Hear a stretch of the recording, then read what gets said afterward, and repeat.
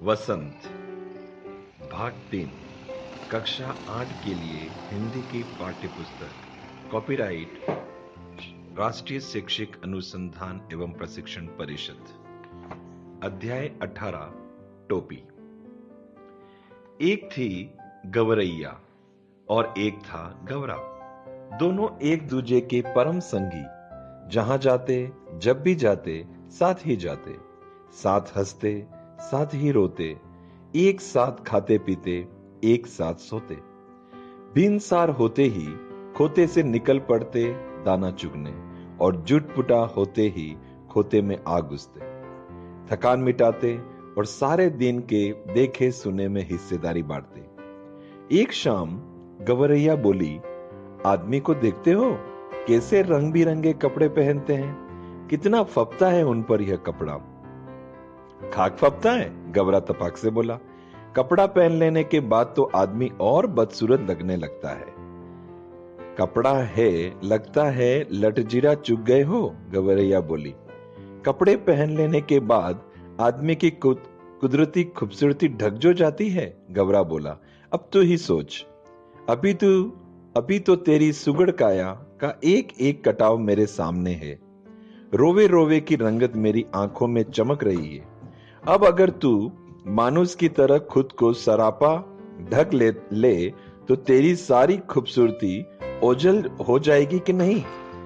कपड़े केवल आदमी अच्छा लगने के लिए नहीं, गवरैया बोली, मौसम की मार से बचने के लिए भी पहनता है आदमी। तू समझती नहीं, गवरा हंसकर बोला। कपड़े पहन पहन कर जाड़ा गर्मी बरसात सहने की उसकी सकत भी जाती रही है और इस कपड़े में बड़ा लफड़ा भी है। कपड़ा पहनते ही पहनने वाले की औकात पता चल जाती है। आदमी आदमी में की हैसियत में भेद पैदा हो जाता है। फिर भी आदमी कपड़ा पहनने से बाज नहीं आता, गवरैया बोली। नित नए नए लिबास सिलवाता रहता है। यह नीरा पोंगापन है, गवरा बोला। आदमी तो लिबास से फकत लाज ही नहीं ढकता, हाथ पैर जो चलने फिरने काम करने के वास्ते हैं उन्हें भी दस्ताने और मोजे से ढक लेता है। सिर पर लटे हैं उन्हें भी टोपी से ढक लेता है। अपन तो नंगे ही भले। उनकी सिर पर टोपी कितनी अच्छी लगती है, गवरैया बोली। मेरा भी मन टोपी पहनने को करता है। टोपी तू पाएगी कहां से, गवरा बोला। टोपी तो आदमियों का राजा पहनता है। जानती है एक टोपी के लिए कितनों का टाट उलट जाता है। जरा सी चूक हुई नहीं कि टोपी उछलते देर नहीं लगती। अपनी टोपी सलामत रहे इसी फिक्र में कितनों को टोपी पहनानी पड़ती है। मेरी मान तो तू इस चक्कर में पड़ ही मत। गवरा था तनिक समझदार, इसलिए शक्की, जबकि गवरैया थी जिद्दी और धुन की पक्की। ठान लिया सो ठान लिया, उसको ही जीवन का लक्ष्य मान लिया। कहा गया है जहां चाह वहीं रहा। मामूल के मुताबिक अगले दिन दोनों गुरे पर चुगने निकले।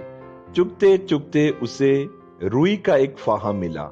मिल गया मिल गया मिल गया, गवरैया मारे खुशी के गुरे पर लौटने लगी। अरे क्या मिल गया रे, गवरे ने चिहाकर पूछा। मिल गया, टोपी का जुगाड़ मिल गया, गवरैया ने गवरे के सामने रुई का फाहा धर दिया। तेरे जैसा ही एक बावरा और था, गवरा बोला। रास्ता चलते चलते उसे अचानक एक दिन पड़ा हुआ चाबुक मिल गया। चाबुक था बड़ा उमदा और लचकदार, किसी घुड़सवार के हाथों से छूटकर गिर गया होगा। चाबुक हाथ लगते ही वह बावरा चिगने लगा। चाबुक तो मिल गया, बाकी बचा 3 घोड़ा लगाम जिन। अब ये तीनों तो रास्ते में पड़े मिलने से रहे। सब काम धंधा छोड़कर वह बावरा ताउम्र ये रटता रहा, बाकी बचा 3 घोड़ा लगाम जिन। गवरा उसे समझाते हुए बोला, इस रुई के फाहे से लेकर टोपी तक का सफर तुझे कुछ अता पता है? बस देखते जाओ अब कैसे बनती है टोपी। गवरैया रुई का फाहा लिए एक दुनिया के पास चली और बड़े बनुहार से बोली, दुनिया भैया इस रुई के फाये को धुन दो।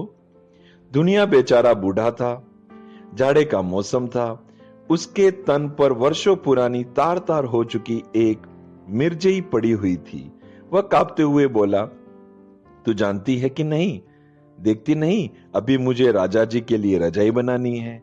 एक तो यहाँ का राजा ऐसा है जो चाम का दाम चलाता है, ऊपर से तू और आ गई फोकट की रुई धुनवाने। उज्र न करो भैया, गवरिया बोली, मैं तुम्हें पूरी उजरत दूंगी। इसे धुन दो भैया, आधा तू ले ले, आधा मैं ले लूंगी। दुनिया को अपनी जिंदगी में आज तक इतनी खरी मजूरी कभी न मिली थी। 16 आने में 8 आने मजूरी तो इसके लिए सपना थी। वह झट से तैयार हो गया। घर चो उसकी ताती बज उठी।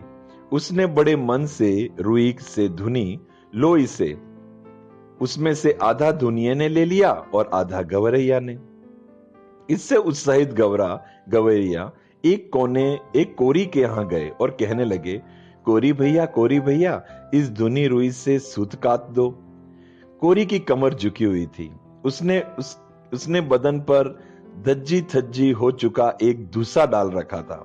वह बड़ी अनिच्छा से बोला, तुम लोग यहां से भागते हो कि नहीं? देखते नहीं, अभी मुझे राजा जी की अचकन के लिए सूत काटने हैं। मुझे फुर्सत नहीं मुफ्त में मल्लार गाने की।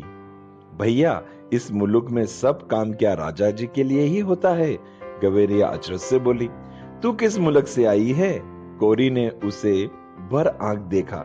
जानती नहीं, यहाँ का चलन खट मरे बरदा, बेटा खाए तुरंग। यहाँ सब काम राजा जी के नाम पर और राजा जी के लिए ही होता है। राजा जी के लुगिए भगुए भी तो बहुत हैं, इसी में उनका काम भी होता है। मुकरा मत भैया, हम तुम्हें माकूल मुआवजा देंगे। गवरिया बोल पड़ी, इसे काट दो, आधा तुम ले लो, आधा मैं ले लूंगी। कोरी भी तैयार हो गया। इतनी वाजिब मजूरी पर काम न करना मूर्खता होती। तन तन करके उसने तकली चरखी तेता तैया करने लगी। काफी महीन और लच्छेदार सूत काट दिए उसने। कदम कदम पर मिलते कामगारों के सहयोग ने गवरिया को आगे बढ़ने पर उकसा दिया। इसके बाद वे दोनों एक बुनकर के पास गए और इसरार करने लगे, बुनकर भैया, इस कते सूत से कपड़ा बुन दो। बुनकर इन्हें अगबग होकर देखने लगा। हटते हो कि नहीं यहां से? देखते नहीं, अभी मुझे राजा जी के लिए बागा बुनना है। अभी थोड़ी देर बाद ही राजा जी के कारिंदे हाजिर हो जाएंगे। साव करे भाव तो चबाव करे चाकर। इतना कहकर बुनकर अपने काम में मशगूल हो गया। इसे बुन दो ना भैया, गवरिया ने साहस संजोकर कहा। हम सेंत मेत का काम नहीं करते, इसे बुन दो, आधा तू ले ले, आधा हम ले लेंगे।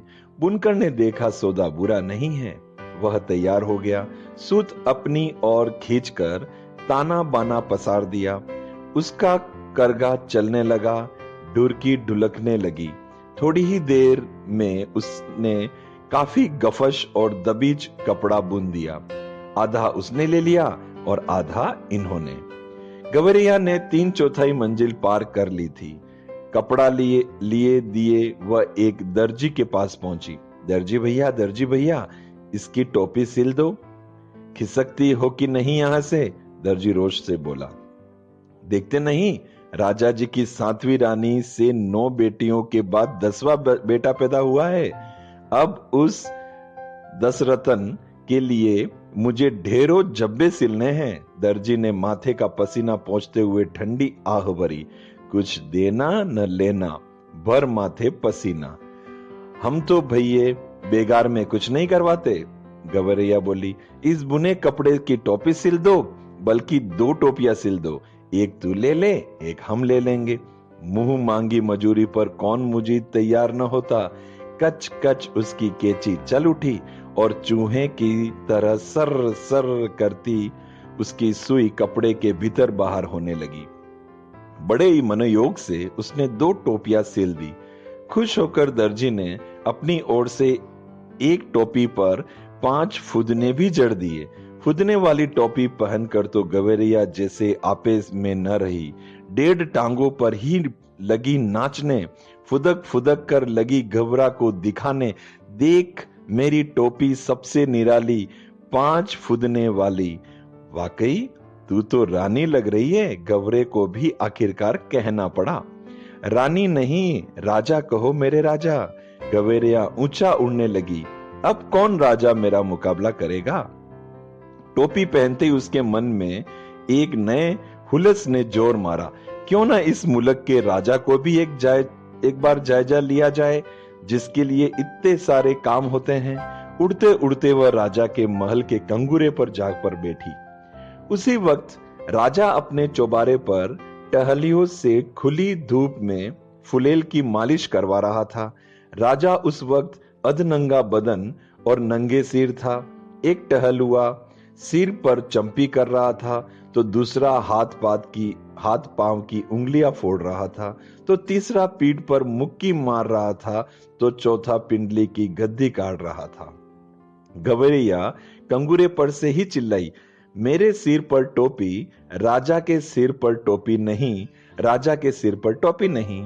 मालिश करवाते राजा की नजर गवैया से टकरा गई। गवैया के सिर पर फुदनेदार टोपी देखकर उसकी अकल चकरा गई। वह तो लगातार रटे ही जा रही थी, मेरे सिर पर टोपी, राजा के सिर पर टोपी नहीं। अरे कोई मेरी टोपी लाओ जरा जल्दी। राजा दोनों हाथ से अपना सिर ढकते हुए चिल्लाया। टोपी आ गई, राजा ने झट पहन भी ली। देख रही फुदगुद्दी, मेरी टोपी में 5 गुदने। गवैया ने अब दूसरा ही राग अलपना शुरू कर दिया।